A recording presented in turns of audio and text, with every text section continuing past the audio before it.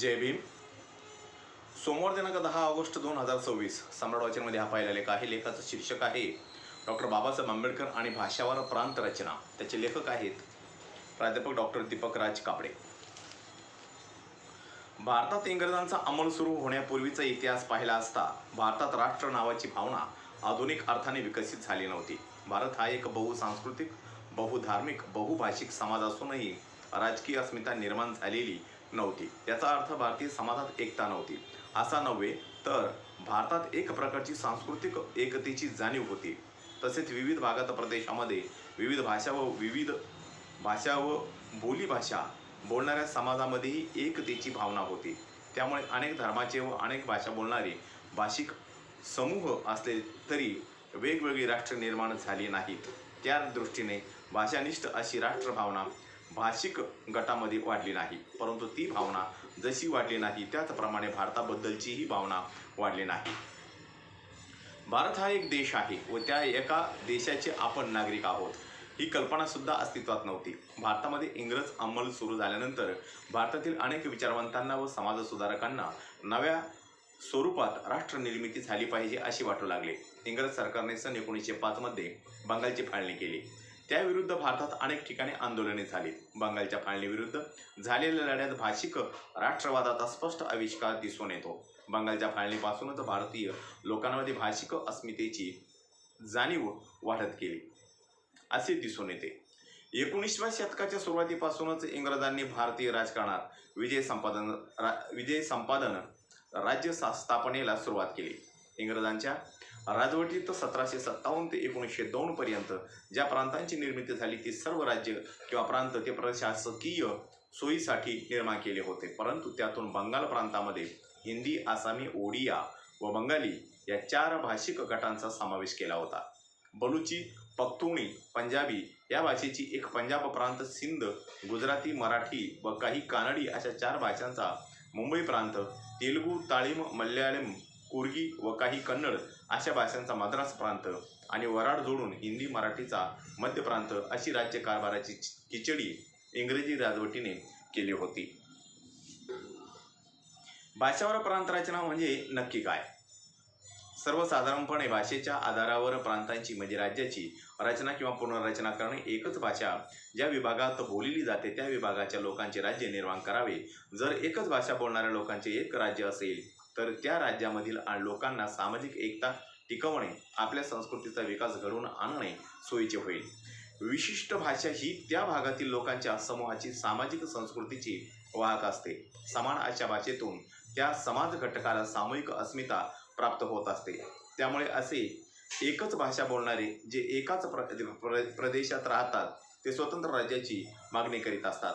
संयुक्त महाराष्ट्राची मागणी ही भाषावर प्रांत रचनेच्या मागणीचाच एक भाग होय. कारण सर्व मराठी भाषिक प्रत्येक प्रदेश एकत्र आणावा आणि त्या प्रदेशाचे महाराष्ट्र हे एक राज्य निर्माण करावे या मागणीला संयुक्त महाराष्ट्राची मागणी म्हटले जाते. या संयुक्त महाराष्ट्रामध्ये मुंबई इलाखामध्ये प्रांत व वऱ्हाड आणि हैदराबाद संस्थानातील मराठवाडा, मराठी भाषिक प्रदेश इत्यादींचा समावेश केला जात होता. भाषावर प्रांत रचनेसाठी महाराष्ट्रीयन लोक आग्रही बनलेले होते. कारण 1913 पासून तेलुगू लोकांनी आंध्र प्रदेशाच्या मागणीसाठी भाषा सभा घेण्यास सुरुवात केली. 1916 पासून कानडी लोकांनी विद्यावर्धक संघ आणि कर्नाटक एकीकरण सभा स्थापन करून स्वतंत्र कर्नाटकाची मागणी सुरू केली होती. काँग्रेसने अशा प्रकारची भाषावर प्रांत रचना मान्य करून 1908 साली बिहारमध्ये आणि 1917 साली सिंध व आंध्रमध्ये स्वतंत्र प्रांतिक कमिट्या स्थापन केल्या होत्या.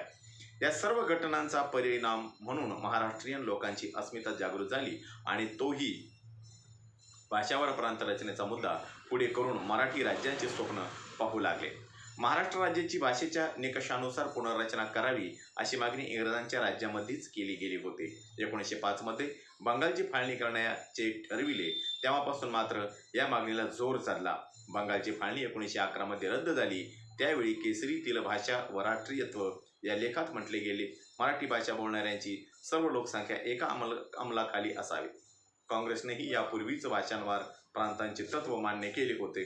संयुक्त महाराष्ट्राची मागणी ही भाषावर प्रांत रचनेच्या मागणी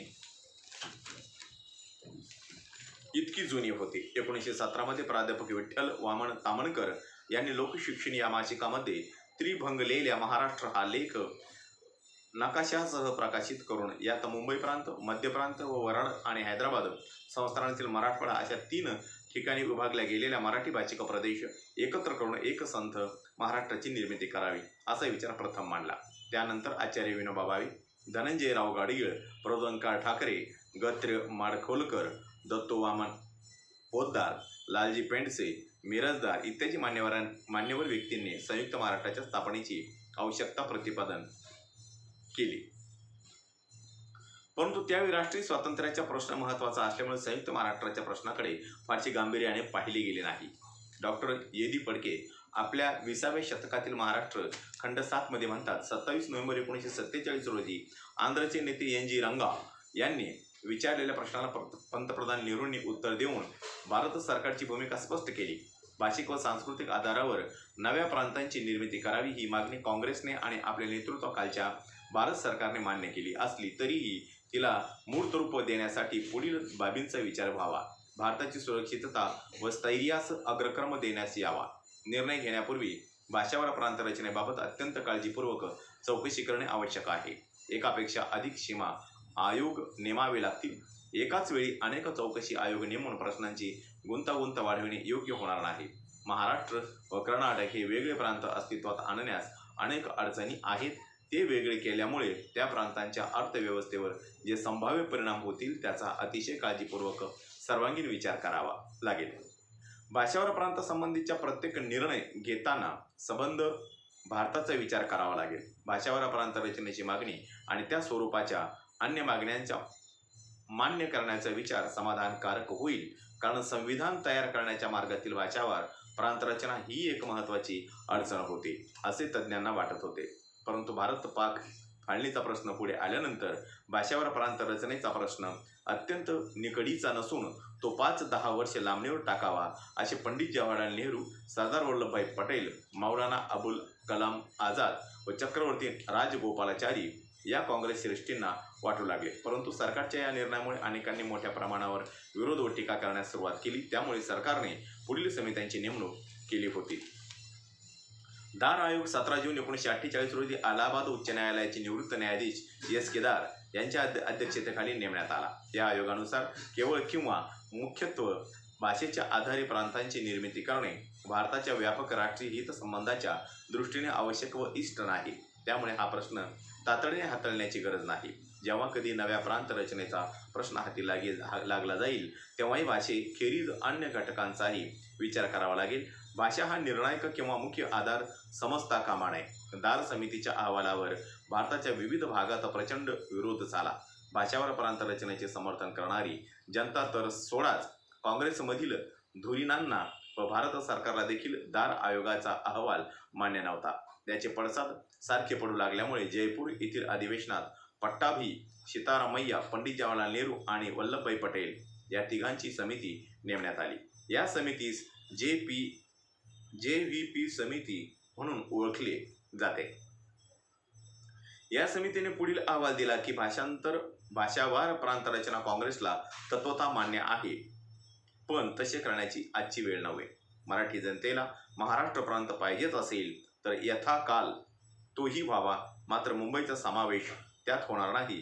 एकट्या वराडाचा निराळा प्रांत होणार नाही. तेलुगू भाषिकांच्या मागणीचा ठराव 1913 मध्ये आंध्र सभेने केला होता. तेव्हापासून अनेक वेळा स्वतंत्र राज्याची मागणी तेलुगू भाषिक करीत होते. JVP समितीच्या अहवालातून त्यांना आधार मिळाला, परंतु त्यांनी स्वातंत्र्याची चळवळ चालू ठेवली. पुढे हैदराबाद संस्थान भारतीय संघराज्यात विलीन झाल्यानंतर हैदराबाद शहरासह तेलंगणा संकल्पित प्रदेश आंध्रात समाविष्ट करावे आणि तेलुगू भाषिकांचे विशाल आंध्र राज्य अस्तित्वात यावे असे अनेक तेलुगू भाषिकांना वाटू लागले.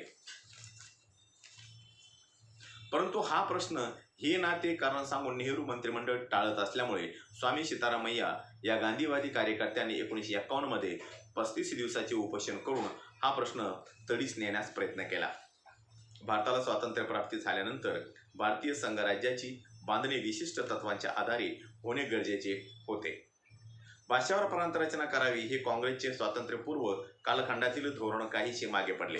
भाषावर प्रांतरचना केल्यामुळे भारताच्या अखंडत्वाला धोका निर्माण होईल असे पंडित जवाहरलाल नेहरूंना वाटू लागले, परंतु भाषिक समूहांनी भाषावार प्रांत रचना करण्यासाठी तीव्र आंदोलन सुरू केले. अनेक राजकीय विचारवंत आणि समाजसुधारक नेते भाषावार प्रांत रचनेचे पुरस्कर्ते होते, तर काही जण त्यांच्या विरोधात होते.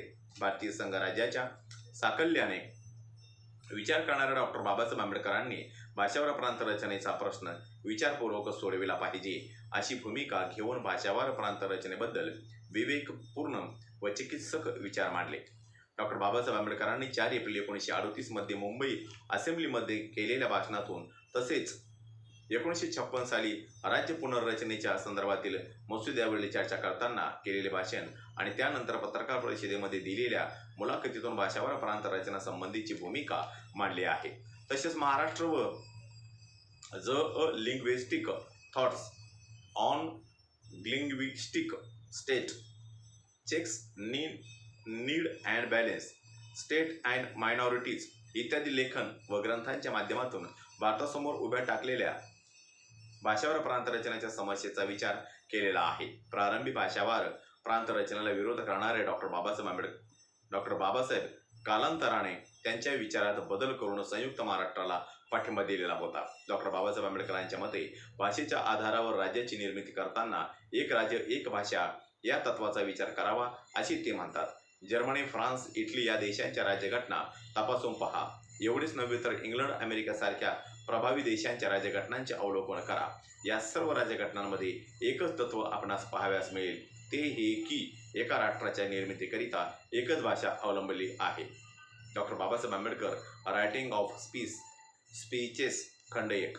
डॉक्टर बाबासाहेब आंबेडकर भाषावार प्रांत रचनेच्या संकल्पनेस पाठिंबा देताना म्हणतात, भिन्न भाषेच्या व भिन्न संस्कृतीच्या लोकांना आपापल्या भाषेचा आणि संस्कृतीचा परिपोष करण्यासाठी संधी मिळाली, म्हणून भाषावार प्रांत रचना निर्माण करणे जरुरीचे आहे. मराठी भाषिकांचा महाराष्ट्र, BC कांबळे, पृष्ठ क्रमांक 1. ते पुढे म्हणतात, पृथक राष्ट्रीयत्वाचे गुणधर्म अशा प्रांतामध्ये असतील तर त्याची राष्ट्रीय वृत्ती पूर्णपणे विकसित करण्यासाठी त्यांना स्वातंत्र्य देण्यात यावे. पृष्ठ क्रमांक 1. अशा रीतीने भाषावार प्रांत रचना करताना राष्ट्रीयत्वाची वृद्धी करणे हा हेतू असल्याचे डॉक्टर बाबासाहेब आंबेडकर प्रतिपादन करतात. डॉक्टर बाबासाहेब आंबेडकर पुढे म्हणतात, भाषावार प्रांत रचना लांबणीवर टाकता येणार नाही, कारण भारताच्या पूर्व पंजाब, संयुक्त प्रांत, बिहार, पश्चिम बंगाल, आसाम आणि ओरिसा या 6 प्रांतांची रचना भाषावार प्रांत रचनेच्या तत्वानुसार झालेली आहे. मुंबई, मद्रास आणि मध्य प्रांत या प्रांतांची पुनर्रचना भाषावार प्रांत रचनेच्या तत्वावर करण्यात यावी अशी कळकळीची मागणी करण्यात आली. भाषावार प्रांत रचनेच्या तत्व 6 प्रांतांमध्ये मान्य केल्यानंतर इतर प्रांतांना त्या बाबतीत अधिक कालावधीपर्यंत थांबण्यास सांगण्यात येणे शक्य नाही. भाषावार प्रांत रचनेची मागणी एक स्फोटक शक्ती आहे. याच शक्तीने तुर्कस्तान आणि ऑस्ट्रिया हंगेरी या राज्यांची धूळधाण उडली आहे. स्फोटक होण्याचे टाळणे अवघड होऊन बसण्यापूर्वी जनमताला मान्यता देणे रास्त होणार आहे. नवीन राज्यघटनेचे प्रांतांना स्वायत्तता प्राप्त झाली आहे. अशा वेळी भाषावार प्रांत रचनेचा प्रश्न अत्यंत निगडीचा झाला आहे. Doctor Babasaheb Ambedkar, writing and speeches, खंड 20, पृष्ठ 145. डॉक्टर बाबासाहेब आंबेडकर हे भारताचे सच्चे सुपुत्र होते. मराठी भाषा व महाराष्ट्रावर प्रेम करणारे होते. बाबासाहेबांना वाटत होते की भाषावार प्रांत रचना करण्यापूर्वी 3 बाबींची पूर्तता झाली पाहिजे. नंबर 1, तो प्रांत स्वतःची गुजराण करणारा स्वयंपूर्ण असला पाहिजे. भाषावार प्रांत रचना करताना राज्याच्या आर्थिक गोष्टीचा विचार झाला पाहिजे. नंबर 2, भाषावार प्रांत रचना करताना होणाऱ्या संभाव्य इष्टानिष्ट घटनांची पूर्ण जाणीव असणे गरजेचे आहे, कारण भाषावार प्रांत रचना केली तरी प्रांतात बहुधा 1-2 जातीचे प्रभुत्व असते व ते बाकीच्या जाती अल्पसंख्याक असतात आणि बहुसंख्याक हे अल्पसंख्याक जातींना काय आधार असेल. नंबर 3, एकच भाषा बोलणाऱ्या लोकांचा एका प्रांतात समावेश केल्यावर त्यांच्याच एकसंघपणा निर्माण होईल का, या गोष्टीचा विचार करून भाषावार प्रांत रचना करावी. पृष्ठ क्रमांक 436. हृदयनाथ कुंझरू यांनी 1 मे 1956 मध्ये राज्य पुनर्रचना विधेयकाच्या चर्चेत भाग घेऊन विदर्भ वगळून समतोल द्वैभाषिक राज्याची निर्मिती करावी असे मत व्यक्त केले. मुंबई शहर महाराष्ट्राच्या सहभागी व्हावा अशी भूमिका घेतली, परंतु त्यास तत्कालीन काँग्रेस श्रेष्ठींचा विरोध होता. यानंतर डॉक्टर बाबासाहेब आंबेडकरांनी राज्यसभेत भाषण केले. त्यांच्या भाषणातील पुढील मुद्दे सांगता येतील. नंबर 1, मुंबई शहराने भारताला राजकारणाचे धडे शिकविले. नंबर 2, मुंबई शहर हे आमचे आहे असा महाराष्ट्रीय दावा करतात, परंतु आमचे गुजराती मित्र हे कोणत्या आधारावर मुंबईवर हक्क सांगतात. नंबर 3, कोलकाता शहर बंगालला दिले, मद्रास तामिळ भाषकांना दिले, तर मुंबई महाराष्ट्रात देण्यास काय आक्षेप घेतला जातो. नंबर 4, मुंबईचे पहिले रहिवासी हे कोळी, ते आपण महाराष्ट्रीयन नाही असे कधी म्हणतात का? अशा प्रकारची विचारधारा डॉक्टर बाबासाहेब आंबेडकरांची होती. यावरून बाबासाहेबांचे या संदर्भात अभ्यासपूर्ण विश्लेषण येते. डॉक्टर बाबासाहेब आंबेडकरांनी या संदर्भात आपले विचार टाइम्स ऑफ इंडिया दिनांक 23 एप्रिल 1953 तसेच थॉट्स ऑन लिंग्विस्टिक स्टेट 1955 यात प्रसिद्ध झालेले आहेत. सबका मंगल हो. या ठिकाणी हा माझा लेख संपलेला आहे. माझे प्रत्येक व्हिडिओ बघण्यासाठी माझ्या प्रत्येक व्हिडिओला लाईक करा, शेअर करा, सबस्क्राईब करा आणि बेल आयकॉनवर क्लिक करा. जय भीम, जय भारत, जय बुद्धभूमी.